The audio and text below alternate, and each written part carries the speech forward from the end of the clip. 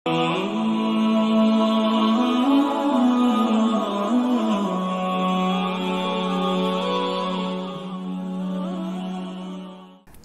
আলাইকুম ওয়া রাহমাতুল্লাহি ওয়া বারাকাতুহু। বিসমিল্লাহির রহমানির রহিম।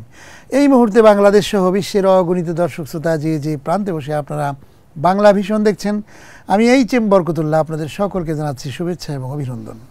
মহান স্রষ্টা আল্লাহ তাআলার দরবারে বিনীতভাবে শুকরিয়া আদায় করছি, আলহামদুলিল্লাহ। বিশ্বনবী জনাবে মুহাম্মদ রাসূলুল্লাহ সাল্লাল্লাহু আলাইহি ওয়াসাল্লামের প্রতি দরুদ এবং সালাম প্রেরণ করেই শুরু করছি আজকের পরিবেশনা। আপনারা দেখছেন বিআরবি নিবেদিত আলোকিত কাফেলা, powered by BRB hospitals limited. আজকের আয়োজনে অতিথি হিসেবে অংশগ্রহণ করেছেন বিশিষ্ট স্কলার, ইসলামিক চিন্তাবিদ, ঢাকা বিশ্ববিদ্যালয়ের সহযোগী অধ্যাপক ডক্টর হুসাইনুল বান্না। আসসালামু আলাইকুম ওয়া রাহমাতুল্লাহি ওয়া বারাকাতুহু। ওয়ালাইকুম আসসালাম ওয়া রাহমাতুল্লাহি ওয়া বারাকাতুহু। আপনাকে স্বাগত জানাচ্ছি আমাদের আজকের আয়োজনে। ধন্যবাদ। প্রিয় দর্শক, অনুষ্ঠানের প্রারম্ভেই আসুন আমরা একটি চমৎকার তথ্যচিত্র দেখে আসি।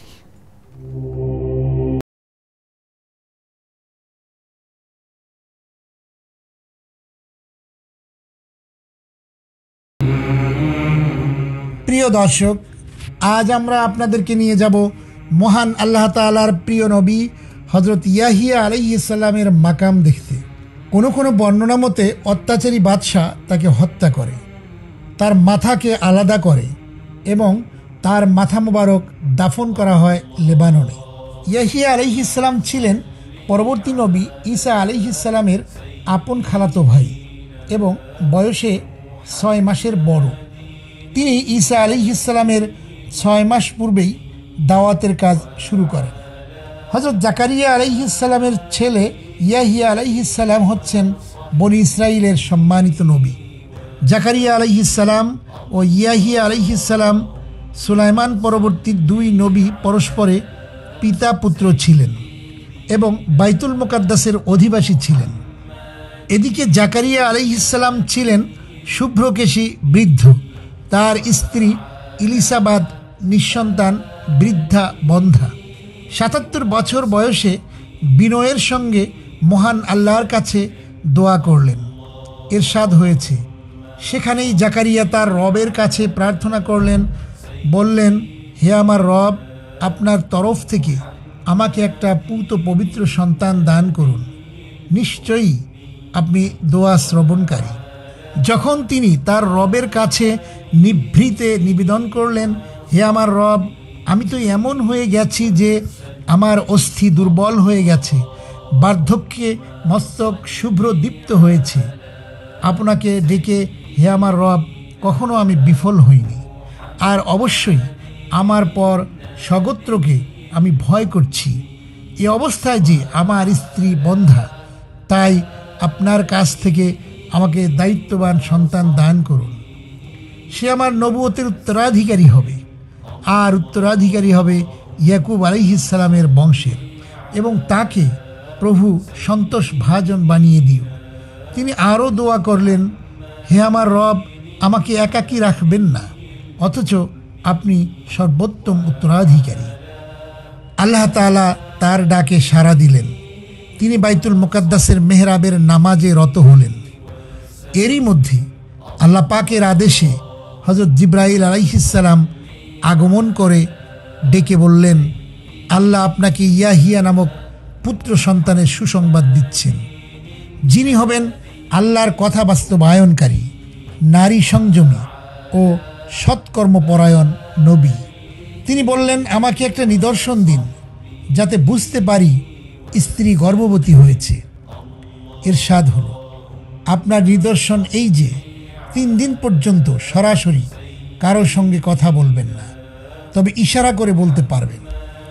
আর আপনার রবকে বেশি বেশি স্মরণ করুন ও সকাল সন্ধ্যা তাসবিহ পড়ুন। অতঃপর তিনি মেহরাব থেকে বেরিয়ে ইশারার মাধ্যমে লোকজনকে ওহির বিধান শুনিয়ে দিলেন। এক পর্যায়ে হযরত ইয়াহিয়া আলাইহিস সালাম জন্মগ্রহণ করলেন। কালক্রমে বড় হলেন, নবুয়ত লাভ করলেন। পিতা ও পুত্র মিলে আল্লাহর পথের দাওয়াত ও তাবলীগ শুরু করলেন। তারা ফতোয়া দিলেন, আপন বোন, ভগ্নী, খালা, ফুপুদের বিবাহ করা হারাম, কিন্তু সে যুগের জালিম বাদশাহ এমন একটা অকাট্য হারামকে হালাল বানিয়ে তার আপন ভাতিজিকে বিয়ে করতে চাচ্ছে। প্রিয়সী তার কাছে আবদার করল, আমি ইয়াহিয়ার রক্ত চাই। তখন রাজা নিজের কাম এবং ক্ষমতার মোহে অন্ধ হয়ে অহংকারী প্রদর্শন করার লক্ষ্যে ইয়াহিয়া আলাইহিস সালামের বিরুদ্ধে সৈন্য পাঠালো। সৈন্যরা ইয়াহিয়া আলাইহিস সালামকে পাকড়াও করল, তার শিরচ্ছেদ করে তাকে হত্যা করল। সে কাটা মাথা সোনালি পাত্রে করে তার ভাতিজিকে যৌতুক হিসেবে প্রদান করল। আল্লাহর গজব এলো, হত্যাকারীরা ভূমিষ্যাৎ হয়ে গেল। তারা বলল, জাকারিয়ার রব আমাদের শেষ করে দিল, অতএব তাকে ধরে আনো। এ কথা শুনে তিনি পালাতে গেলেন। একটা গাছ তাকে আশ্রয় দিয়ে ফেরে ভেতরে ঢুকিয়ে দিল। তারা ইবলিসের সহায়তায় এসে করাত দিয়ে গাছটা দ্বিখণ্ডিত করে ফেলল। গাছের সঙ্গে তিনিও দ্বিখণ্ডিত হয়ে গেলেন।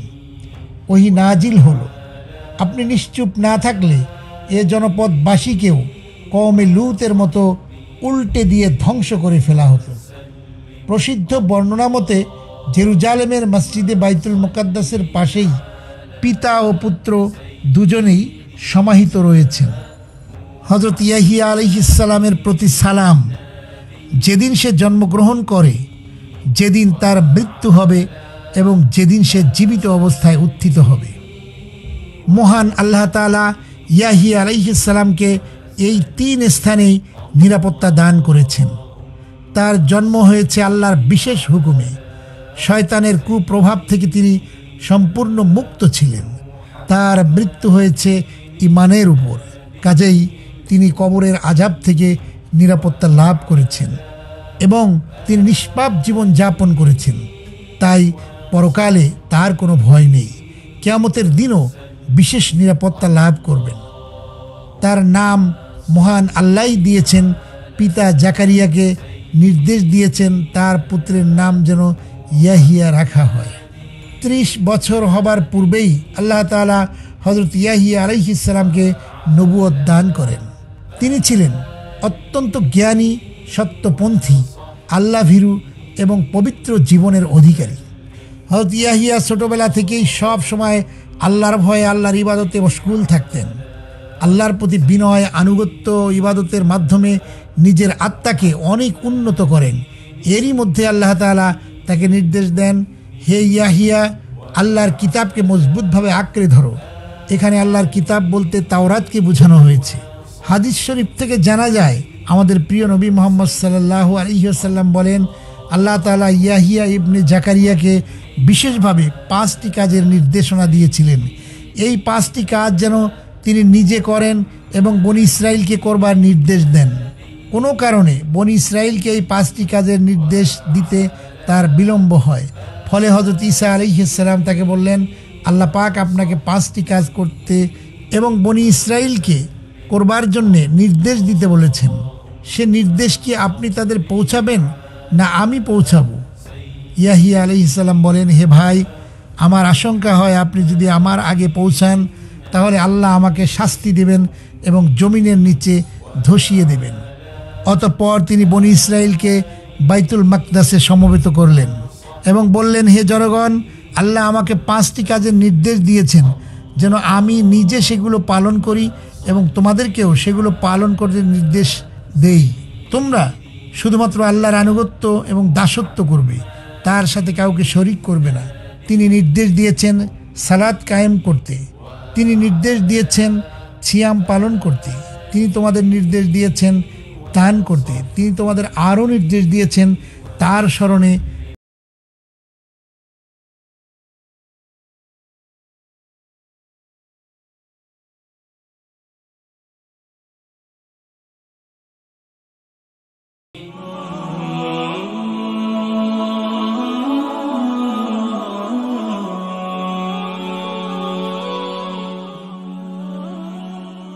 প্রিয় দর্শক, আমরা এতক্ষণ আলোকিত কাফেলায় চমৎকার একটি তথ্যচিত্র দেখলাম হযরত ইয়াহিয়া আলাইহিস সালামের বর্ণাঢ্য জীবন এবং তার ঐতিহাসিক প্রেক্ষাপট নিয়ে। আসুন আমরা হযরত ইয়াহিয়া আলাইহিস সালামের জীবন থেকে যে বিষয়গুলো জানলাম এর আলোকে আমরা কিছু শিক্ষা নেই। আমরা ডক্টর হুসাইনুল মান্নার কাছে চলে যাচ্ছি যে আমরা এই যে তথ্যচিত্র দেখলাম, আপনার কাছে কী মনে হয় আমরা ধারাবাহিকভাবে বিভিন্ন নবী এবং রসুলদের জীবন কাহিনী এবং তার ঐতিহাসিক জায়গা এবং শুধু নবী রসুল নয় সাহাবীদের জীবন নিয়েও কিন্তু আমরা আলোকপাত করার চেষ্টা করছি। এবং এই রমজানুল মোবারকের এবছরও আমরা এই আয়োজনটি করছি। আমি জর্ডান সফর করেছি এবং আল্লাহ রসুল সাল্লাল্লাহু আলাইহি ওয়াসাল্লামের যে স্মৃতিবিজড়িত জায়গা মক্কাতুল মুকাররমা মদিনাতুল মুনাওয়ারা সেই জায়গাগুলোতেও কিন্তু আমরা ঐতিহাসিক জায়গাগুলো নিয়ে এই আলোকিত কাফেলার মাধ্যমে আমরা দেখাবার চেষ্টা করছি। আপনার কি মনে হয় যে আসলে এই আয়োজনে এই যে নবী রসুলদের স্মৃতিগুলো তুলে ধরার আমরা চেষ্টা করছি, এটির মাধ্যমে মানুষ কি আসলে উপকৃত হতে পারে? আহমাদুহু নসাল্লি আলা রাসূলিহিল কারীম, আম্মা বাদ। অবশ্যই আপনি যে কথাটি বললেন যে অবশ্যই তো উপকৃত হবে। তার সাথে সাথে আপনাদেরকে আমি ধন্যবাদ জানাই যে আপনাদের এই চিন্তাটা একটা অভিনব চিন্তা, অন্য কেউ করেছে বলে আমার জানা নাই। এরকম কি বাংলাদেশের বাইরেও কেউ এইভাবে চিন্তা করেছে কিনা যে এইভাবে ইসলামকে তথ্যচিত্রের মাধ্যমে উপস্থাপন করার, কোরআনকে তথ্যচিত্রের মাধ্যমে উপস্থাপন করার যে চিন্তাটি, এটি অনেক সময় হয় কিন্তু আবার এটি নিয়ে পর্যালোচনামূলক আলোচনা স্টুডিওর মধ্যে করা স্কলারদেরকে নিয়ে সেই জিনিসটি কিন্তু কম হয়, শিক্ষাগুলো নিয়ে হয় না সাধারণত। বাংলাদেশে তো নেই বললেই চলে। তো আপনাদের এবং আপনার টিমকে আমি অন্তরের অন্তঃস্থল থেকে ধন্যবাদ জানাই এবং আপনার এই তথ্যচিত্রের মাধ্যমে আমাদের দর্শক ভাই বোনেরা যারা উপকৃত হবেন এবং নিজেদের জীবনকে তারা চেঞ্জ আনবে নিজেদের জীবনের মধ্যে, এর যে সওয়াব, এই সওয়াবের ভাগীদার আপনারাও হবেন ইনশাআল্লাহ। তো আল্লাহ সুবহানাহু ওয়া তাআলা কাল কিয়ামতের ময়দানে এরকম অনেক মানুষ উঠবেন যারা দেখবেন যে পাহাড় সম তাদের এরকম নেকি, তারা আল্লাহ সুবহানাহু ওয়া তাআলার কাছে যে বলবেন যে আল্লাহ আমি তো এত ভালো কাজ করিনি, এত নেকি কিভাবে হয়েছে? তখন বলা হবে যে তুমি যে তোমার জ্ঞান প্রচার করেছো, তুমি যে তোমার ইসলামের দাওয়াতের জন্য যে পদ্ধতি অবলম্বন করেছিলে এই কারণে এত এত মানুষ এই উপকৃত হয়েছে, এর সওয়াব তোমার কাছে। তো সুবহানাল্লাহ, সে বিস্মিত হয়ে যাবে এটার কারণে। ইনশাআল্লাহ আমরা আশা করব যে আপনি এবং আপনার টিম আল্লাহ সুবহানাহু ওয়া তাআলার হাশরের ময়দানে ওই সমস্ত সৌভাগ্যবানদের অন্তর্ভুক্ত করবেন। আমিন। আমাদের এবং আমাদের নিয়তকে এবং সহি রাখতে হবে, ইখলাস থাকতে হবে এর মধ্যে, যে এটা কেবলমাত্র আল্লাহর সন্তুষ্টির জন্যই করা। আমরা যে হযরত ইয়াহিয়া আলাইহিস সালামের জীবন সম্পর্কে আমরা যে কাহিনীগুলো আমরা শুনলাম কোরআনের আলোকে, কোরআনের মধ্যে 25 জন নবী এবং রসুলের কথা বলা হয়েছে, তার মধ্যে ইয়াহিয়া আলাইহিস সালামও রয়েছেন। ইয়াহিয়া আলাইহিস সালামের জীবন থেকে আমরা কি শিক্ষা নিতে পারি? দুটো জিনিস। একটা হচ্ছে যে হযরত ইয়াহিয়া আলাইহিস সালামের জন্মের আগের অবস্থাটি, এটাও কোরআনে কারীমের সূরা আলে ইমরান এর সাথে আছে যে হযরত জাকারিয়া আলাইহিস সালামের সন্তান ছিলেন হযরত ইয়াহিয়া আলাইহিস সালাম। কিন্তু হযরত জাকারিয়া আলাইহিস সালাম দীর্ঘদিন যাবত, কোনো কোনো রওয়ায়াতের মধ্যে আছে প্রায় 99 বছর বয়স হয়ে গেল ওনার, ওনার কোনো সন্তান হচ্ছিল না। এবং হযরত জাকারিয়া আলাইহিস সালাম দোয়া করতেন যে আল্লাহ তুমি আমাকে মানে ওয়ারিস শূন্য রেখো না, লাব্বি লা তাযারনি ফারদাও ওয়া আনতা খায়রুল ওয়ারিসিন, তুমি আমার ওয়ারিস দাও। তো এরকমভাবে দোয়া করতে করতে করতে আর ওনার আর হয় না, সন্তান হয় না। তো একদিন হযরত মারিয়াম আলাইহিস সালামের কাছে হযরত জাকারিয়া আলাইহিস সালাম গেলেন। জাকারিয়া আলাইহিস সালাম যে মসজিদের যেই উপাসনালয়ের ইমাম ছিলেন, কুদওয়া ছিলেন, সেই উপাসনালয়ের একটা ঘরে, একটা গোপন ঘরে হযরত মারিয়াম আলাইহিস সালামকে জাকারিয়া আলাইহিস সালাম রাখতেন, কারণ হযরত মারিয়াম আলাইহিস সালামের দায়িত্ব ছিল জাকারিয়া আলাইহিস সালাম। এবং সেখানে অন্য কোনো উপায়ে খাবার দাবার পৌঁছার কোনো ব্যবস্থা ছিল না। কিন্তু উনি এসে দেখলেন যে হরেক রকমের ফল ফলাদি। উনি জিজ্ঞেস করলেন ইয়া মারিয়াম আন্না লাকি হাযা, এটা কোত্থেকে পেয়েছো? উনি বললেন ক্বালাত হুয়া মিন ইনদিল্লাহ, এটা আল্লাহর পক্ষ থেকে এসেছে। ইন্নাল্লাহা ইয়ারযুকু মান ইয়াশাউ বিগাইরি হিসাব, আল্লাহ তাআলা যাকে ইচ্ছা তাকে হিসাববিহীন অগণিত রিজিক আল্লাহ সুবহানাহু ওয়া তাআলা দান করতে পারেন। তখন হযরত জাকারিয়া আলাইহিস সালাম কিন্তু হতাশ হয়ে গিয়েছিলেন যে ওনার বয়স হচ্ছে প্রায় 99, ওনার স্ত্রীর বয়স 80-র কাছাকাছি, ওনাদের সন্তানাদি হবেন না। তো যখন এটা দেখলেন উনি বললেন আল্লাহ যদি মৌসুম ছাড়া ফল দিতে পারেন মারিয়ামকে, জি। তাহলে আমার এই বৃদ্ধ বয়সে আল্লাহ সুবহানাহু ওয়া তাআলা কেন সন্তান দিবেন না? জি। উনি আল্লাহ সুবহানাহু ওয়া তাআলার কাছে দোয়া করলেন, রাব্বি হাবলি মিন লাদুনকা যুররিয়াতান তাইয়্যিবা, হে আল্লাহ আপনি আপনার পক্ষ থেকে একজন উত্তম সন্তান আমাকে দান করুন, ইন্নাকা সামিউদ দুআ। তো আল্লাহ পারেন। হযরত ইয়াহইয়া আলাইহিস সালাতু ওয়াস সালামকে এই বৃদ্ধ বয়সে কি করেছেন? দান করেছেন, সন্তান দিয়েছেন। হযরত ইয়াহইয়া আলাইহিস সালাতু ওয়াস সালাম জাকারিয়া আলাইহিস সালাতু ওয়াস সালামের সন্তান। তো আমাদের যে এই যে মানসিকতা, মনন এরকম যে আচ্ছা এটা হয়েছে, এইটা তো আর সম্ভব না হওয়ার, কিন্তু অসম্ভবকেও যে আল্লাহ সুবহানাহু ওয়া তাআলা সম্ভব করেন, এই ঈমান যাতে বান্দার চলে আসে, এই কারণে আল্লাহ সুবহানাহু ওয়া তাআলা সূরা আলী ইমরানে হযরত ইয়াহইয়া আলাইহিস সালাতু ওয়াস সালামের জন্মের প্রারম্ভিক ঘটনাকে এইভাবে এনেছেন। দ্বিতীয় বিষয় যেটা, হযরত ইয়াহইয়া আলাইহিস সালাতু ওয়াস সালাম যখন নবুয়ত প্রাপ্ত হয়েছেন, তখন ওনার এই সমাজে অবাধ যৌনাচার বেড়ে গিয়েছিল। এরকম কি মানুষ মুহাররামাতকেও হালাল মনে করতো না। নিজেদের যে বোন, ফুপি, খালা 14 জনকে যে আমাদের ইসলামের নির্দেশ, এবং এটা কেবল শুধু ইসলামের নির্দেশ তা কিন্তু নয়, একেবারে যত আসমানি কিতাব এসছে সব আসমানি কিতাবই কিন্তু হুকুম হচ্ছে যে এদের সাথে কোনো বৈবাহিক সম্পর্ক করা যাবে না। তো হযরত ইয়াহইয়া আলাইহিস সালাতু ওয়াস সালাম ওনার এই সমাজকে পর্দার উপরে আনতে চাইলেন, যে না অবাধ যৌনাচার এবং নারী পুরুষের অবাধ মিলামেশা এটা চলতে পারে না, মানুষের ধ্বংসের কারণ, একটা সভ্যতার ধ্বংসের কারণ।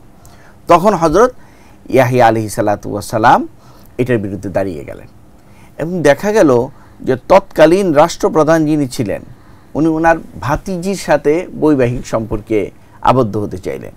তখন হযরত ইয়াহইয়া আলাইহিস সালাতু ওয়াস সালাম এটা প্রতিবাদ করলেন, কিন্তু প্রতিবাদ করার পরেও কাজ হয়নি, সে বৈবাহিক সম্পর্কে আবদ্ধ হয়ে গেছে। হওয়ার পরে হযরত ইয়াহইয়া আলাইহিস সালাতু ওয়াস সালাম যেটা করলেন, উনি ওনার জাতিকে তৈরি করলেন যে না এটা একটা অন্যায়, এরকম হতে পারে না। শেষ পর্যন্ত আপনার রেওয়ায়েতের মধ্যে পাওয়া যায় যে ওই নারী, যেই নারী তার চাচার কাছে বিবাহ বন্ধনে আবদ্ধ হয়েছিল, সেই নারী ষড়যন্ত্র করে হযরত ইয়াহইয়া আলাইহিস সালাতু ওয়াস সালামকে বিষ খাইয়ে, কোনো কোনো রেওয়ায়েতের মধ্যে আছে মানুষদের মাধ্যমে হযরত ইয়াহইয়া আলাইহিস সালাতু ওয়াস সালামকে হত্যা করে সে।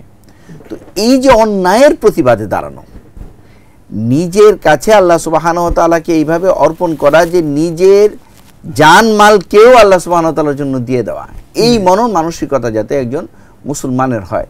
আল্লাহ সুবহানাহু ওয়া তাআলা সূরাতুস সফ এই জন্য বলেন যে হাল আদুল্লুকুম আলা তিজারাতিন তুনজিকুম মিন আযাবিন আলিম, যে বান্দারা তোমাদের সাথে আমি একটা ব্যবসার লেনদেন করতে চাই। আল্লাহ সুবহানাহু ওয়া তাআলা বলছেন যে তুমিনুনা বিল্লাহি ওয়া রাসূলিহি ওয়া তুজাহিদুনা ফি সাবিলিল্লাহি বিআমওয়ালিকুম ওয়া আনফুসিকুম, মাল এবং জান আল্লাহর রাস্তায় আমাদের কুরবান করতে হবে, দিয়ে দিতে হবে। দরকার পড়লে নিজের প্রাণটাকেও আল্লাহ সুবহানাহু ওয়া তাআলার জন্য অর্পণ করার যে মানসিকতা, হযরত ইয়াহইয়া আলাইহিস সালাতু ওয়াস সালাম হচ্ছে উজ্জ্বল দৃষ্টান্ত। কারণ আমাদের নবী করিম সাল্লাল্লাহু আলাইহি ওয়াসাল্লাম এই উম্মাহকে যে প্রস্তুত করেছেন, এই উম্মাহকে প্রস্তুত করেছেন পূর্ববর্তী নবীদের বৈশিষ্ট্যের উপরে। আমরা যদি হযরত আবু বকর রাদিয়াল্লাহু তাআলা আনহুর দিকে তাকাই, তাহলে দেখব যে হযরত আবু বকর রাদিয়াল্লাহু তাআলার মধ্যে কিন্তু হযরত ইব্রাহিম আলাইহিস সালাতু ওয়াস সালামের বৈশিষ্ট্য বিদ্যমান ছিল। এরকম ভাবে হযরত ওমর রাদিয়াল্লাহু তাআলা আনহুর মধ্যে বলা হয় হযরত নূহ আলাইহিস সালাতু ওয়াস সালামের বৈশিষ্ট্য বিদ্যমান ছিল। প্রত্যেক আমাদের সাহাবা ইকরাম যারা ছিলেন নবী করিম সাল্লাল্লাহু আলাইহি সাল্লামের সাহাবা ইকরামকে এই উম্মাহের বৈশিষ্ট্যে, নবীদের বৈশিষ্ট্য তৈরি করেছিলেন, যাতে করে এই উম্মাহর জন্য শিক্ষা হয়, নবীদের ঘটনা থেকে তারা যাতে নিজেরা শিখে যে যে কোনো উপায়ে আল্লাহ সুবহানাহু ওয়া তাআলার সন্তুষ্টি আমার পাওয়া চাই।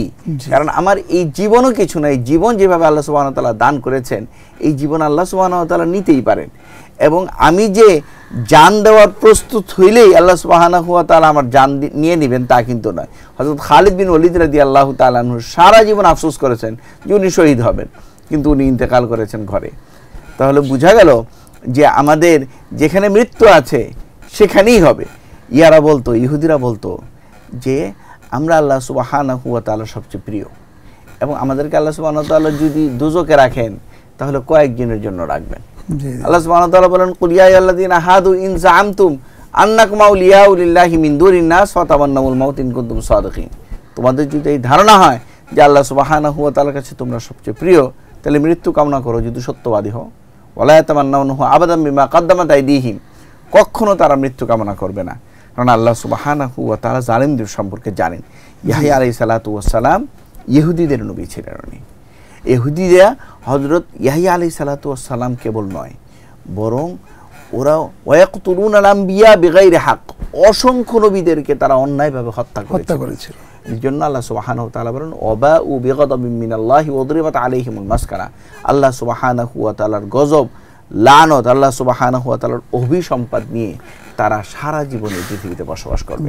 তাই আমি যদি আমার হযরত ইয়াহইয়া আলাইহিস সালাতু ওয়াস সালামের জীবন চরিত্র থেকে আমার এটা শিক্ষা করার দরকার যে দেনেওয়ালা জাত একমাত্র আল্লাহ সুবহানাহু ওয়া তাআলা। আল্লাহ যে কোনো টাইমে দিতে পারেন, আমার শুধু আল্লাহ সুবহানাহু ওয়া তাআলার কাছে চাইতে হবে। এই রমজান মাস হচ্ছে আল্লাহর কাছে চাওয়ার মাস, তাই আমি আল্লাহ সুবহানাহু ওয়া তাআলার কাছে চাইবো যেভাবে ইয়াহইয়া আলাইহিস সালাতু ওয়াস সালামের জন্মের জন্য। আজকে তো আমাদের সমাজে সন্তান কামনা করা হয় বিভিন্ন মাজারে গিয়ে, তারপরে বিভিন্ন আপনার অন্য কেউ সন্তান দিতে পারে, অথবা কোনো পীর সাহেবের কাছে গিয়েও অনেক সময় বলা হয় যে এরকম ভণ্ড পীরও কিন্তু রয়েছে যে যারা নাকি আল্লাহ এবং রসুলের বিরুদ্ধ অবস্থান নিয়ে তারা কিন্তু তাদের সেই দাবিগুলো পূরণ করার জন্য তারা চেষ্টা করে। বিভিন্ন শয়তানি এবং অলিক কতগুলো কাহিনী প্লেস করে আমাদের সমাজে কিন্তু রয়েছে। সেই জায়গাতে আপনি ঠিকই বলেছেন যে হযরত ইয়াহইয়া আলাইহিস সালাম একটি জ্বলন্ত এবং উজ্জ্বল দৃষ্টান্ত যে আল্লাহ রাব্বুল আলামিন কত কাছে থাকেন। যে কোনো চাওয়া এবং পাওয়ার মালিক তো সে আল্লাহ রাব্বুল আলামিনের কাছেই আমাদেরকে হওয়া দরকার, সেই জিনিসটি বলেছেন। এবং আপনাকে অনেক ধন্যবাদ জানাচ্ছি চমৎকার আলোচনা করবার জন্য। জাযাকাল্লাহ। প্রিয় দর্শক শ্রোতা, আমরা শুনলাম, জানলাম, আসুন আমরা আমল করবার চেষ্টা করি, এই হোক আমাদের প্রত্যাশা। বিআরবি নিবেদিত আলোকিত কাফেলা powered by BRB hospitals limited আজ এ পর্যন্তই। আল্লাহ হাফেজ। আসসালামু আলাইকুম ওয়া রাহমাতুল্লাহি ওয়া বারাকাতুহু।